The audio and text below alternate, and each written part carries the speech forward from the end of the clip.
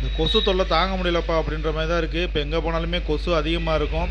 இந்த கொசுவை ஒழிக்கிறதுக்காக நம்ம கொசு பேட்டில் இருந்து, சுருள் கொசுபத்தியில் இருந்து, லிக்யூடில் இருந்து நிறையா வாங்கி வைப்போம். அதனால் வியாதிகளும் வரதுக்கு வாய்ப்பு இருக்குது. நம்ம வீடுகள்லேயும் கடைகள்லேயும் கிடைக்கக்கூடிய வேஸ்டேஜ் ஆகிற பொருட்களில் இருந்து ஒரு கொசுவை எளிதாக கொல்லக்கூடிய ஒரு இயந்திரத்தை நம்ம எப்படி வடிவமைக்கணும் அப்படின்றதுக்கான இந்த வீடியோ. ஒரு யூவி லைட்டு, இந்த யூவி லைட்டு எங்கே கிடைக்கும் அப்படின்னு கேட்டிங்கன்னா, கடைகளில் யூவி லைட்னு நீங்கள் கேட்டே வாங்கலாம். அதோட விலைன்னு பார்த்தீங்கன்னா வெறும் 20 ரூபாலேருந்து 50 ரூபாக்குள்ளே தான் வரும். சப்போஸ் நீங்கள் எட்ஜ் டிஸ்பிளே மொபைல் யூஸ் பண்ணிங்கன்னா, அந்த மொபைலுக்கு மேலே ஒட்டுற எட்ஜ் கார்டு வாங்கும்போது இந்த யூவி லைட் கையில் கொடுப்பாங்க உங்களுக்கு. அது ஃப்ரீயாகவே வரும். அந்த யூவி லைட்டையும் நீங்கள் பயன்படுத்திக்கலாம்.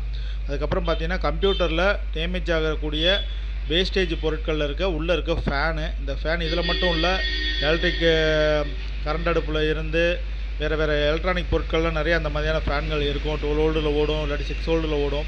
அந்த வோல்ட்டை பொறுத்து நம்ம செலக்ட் பண்ணி எடுத்துக்கலாம்.